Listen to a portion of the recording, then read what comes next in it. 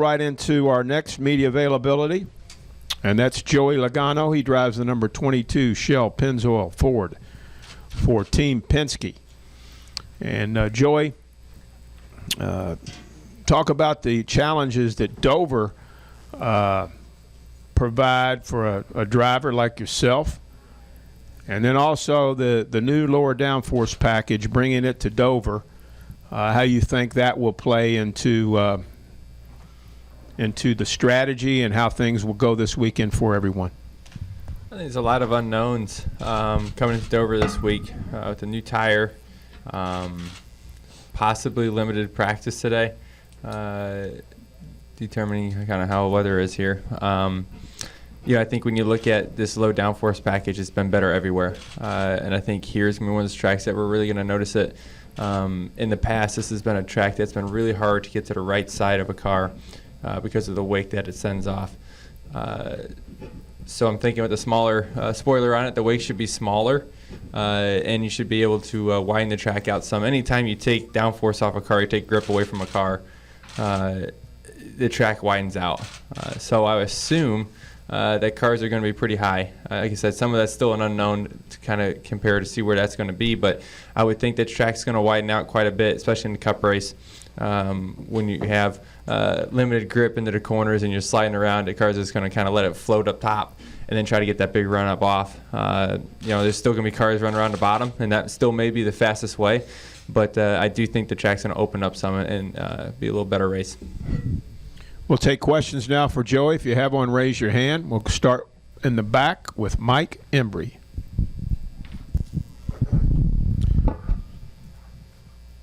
Hey, way back there.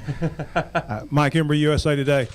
With the if we can look ahead a little bit, with the changes next week, how do you see the nature of the All-Star race changing? Well, I think it's going to be crazy. The nature's going to be weird. I don't know what changes you're talking about. It seems like everything's changing for that race. So obviously we got race cars, we got formats different. So I'm sure you guys in the media center are going to be plenty busy, plenty to write about, because we don't know what's going to happen. It's something that Todd and I and our engineers, that we've talked a lot about how this race is going to play out, and what we're going to have to do to our cars to get them to handle, and how that's going to be. So, I don't know. I don't have a good answer for you because I don't really know what's going to happen yet. So the race is going to be very interesting, to say the least, and seeing how guys play out that last segment of the race, kind of depending on where you're running and how they want to line up for that last 13 laps is going to be kind of crazy to see that. But, I think you got to have a few different plans and kind of be ready for anything. Other questions for Joey? Raise your hand. Dan Gelston has one, and then Lee. Dan Gelston, the Associated Press. Joey, obviously, you've had a couple of rough finishes the last two races, but overall, is there anything that's changed from last year? I mean, that's why you haven't been able to duplicate such great success from last year? No, we're still the same team. When I look at the last couple of weeks, it's racing. The way I look at things like that is, where were you running before that happened? How were you running in that race? I look at Talladega. We were up front. We had a shot at winning that race if things went right. So that was, just part of speedway racing.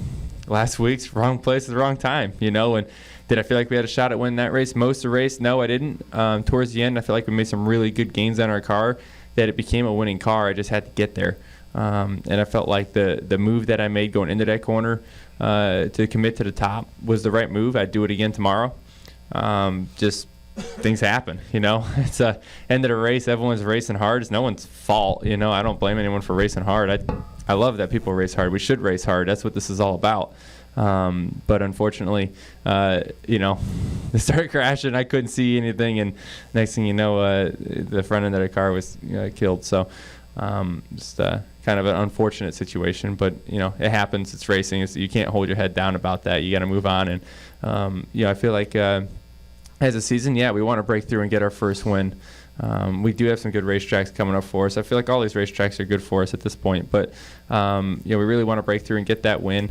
But I think if you look at the consistency in our team, it's still there. Even though the last 2 finishes you wouldn't agree with that, the consistency in the way we run is there. It's not like we've had races that we've been way off, and if we have started way off in a race, we've been able to recover and get a top 10 out of it. So I'm still proud of the way our team executes races and races hard.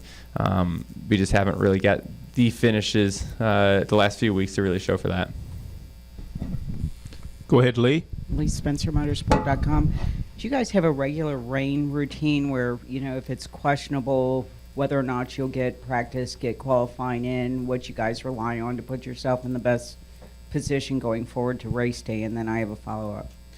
Yeah, I think there's I don't know if it's regular, but it's something that we typically do when we go to a track where there's going to be rain, but that plan always kind of alters a little bit depending on what the weather is.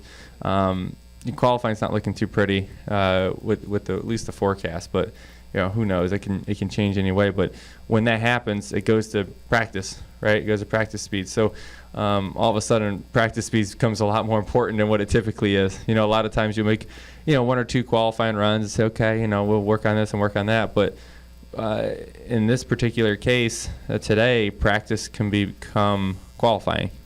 And so you'll not just see our car, and you'll see about everyone probably spend most of practice in qualifying trim, if not all of it, to really make sure to figure out how to go as fast as they possibly can in practice. And did you look at the video from last week and, kind of say to yourself, 2 really good cars were taken out because somebody made a bonsai move, which would have been spectacular if he made it, but, not so much when you and Kyle Larson, which, probably had some sort of shot at least of a top 5 because it looked like the Toyotas checked out. But, you guys kind of look at that and, kind of question what he was thinking at the time. Not at all. Not at all. I feel like I'm one of the hardest racers out there, and I'd be quite the hypocrite if I made a call and say, man, why was he racing so hard? If you ask me, that's what fans show up to the racetrack to see. They come to watch a race. They expect us to race. They don't expect us to, at the end of a race to kind of say, oh, you go ahead and go ahead. They expect us to race, and that's what they pay money to see. I'm going to race hard. I know that. I've done that in the past. I'm going to continue doing that. When Denny made that move, I didn't blame him. Hey, you had a good run down the backstretch. You got to do something with it. It's just got in a bad aero spot, obviously, and both of them got loose, and that's what happens. But it's racing. I'm not going to say, hey, why'd you do that? We're racing. And these things aren't easy to drive, and we're going to make mistakes, but we're also going to go for it because there is a win on the line. And that's a lot. A win's a big deal on the Sprint Cup level. It's hard to do. And anytime you have a shot, it's expected out of us, not just from the fans, but from our teams to go out there and make the most of it and make it happen. So when I look at, Denny's move, I'd do the same thing if I was him. So I don't really have any room to speak. Claire has a question right here. Susan, Claire B. Lang. Claire B. Lang, Sirius XM NASCAR Radio. 2 questions. Do you wish more people then would have that mentality so that you knew when you went out there just kind of how you could race each other? Because sometimes it seems like people have different thoughts, the younger drivers versus some people with other agendas. I think everyone races in their own way, and you got to figure out what that way is for you. Early in my career, I'd say I wasn't a very aggressive driver. And I didn't win much. So, I figured out what works for me. And, I kind of found that technique and whatever that may be for me in the way to race. But there's a time and a place for it, right? I mean, you go, some moves like that early in the race, you may say, well, why'd you do that? But the fact of the matter is there's 30 to go. You got to race. It's part of it. So, everyone has their own way of doing it. And, different generations of drivers may race differently. I've seen that here recently, but that's just part of it. Everyone finds their own way, and the way they've been brought up in racing, what they've found to be successful to them is going to be different, and it just kind of molds you into the driver that you are. One other question. Some of the young drivers I've been interviewing talk about coming here like an Xfinity or trucks and learning how to learning fuel mileage, because they're driving and the throttle time here is so much.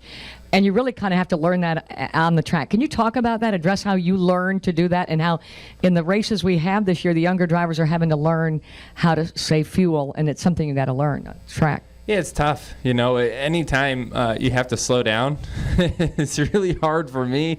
I'm sure it's hard for the rest of the drivers, but it's part of the game, probably 3 or 4 times a year that you're going to have to do that at least. Sometimes it seems like it's a few races in a row. It kind of gets, especially you come looking at Pocono coming up and those type of racetracks that you get this fuel mileage type races coming up. So repaves typically are most like that. So, it's a technique that takes some time to learn. The technique that's the most challenging part about it is understanding how much you can back off and still stay in front of a car, or do you need to let a car go? And that communication is almost the hardest part of communicating with your crew chief. And how much do I need to save? Do I need to let this guy go? Do I need to race him? What is our situation? Because that's when you have to be very aware of your surroundings. And even your crew chief does too, because obviously you don't ever know 100% how much fuel's in the car. We don't have fuel gauges, so it's all a calculation from earlier in the race. And the way you change your driving style, what that calculation is going to be. No one really knows that calculation because we don't practice it in practice very often. So it's all an educated guess. We'll go to Pat and then back to Lee. Pat Ticola, NASCAR.com. Is it possible to win at this level without being that aggressive? Like, do you see guys landing in victory lane, victory lane that are a little more calculated or passive? Like, do you see like a Jimmy Johnson or something? Is that his style? Oh, he sure has won a lot.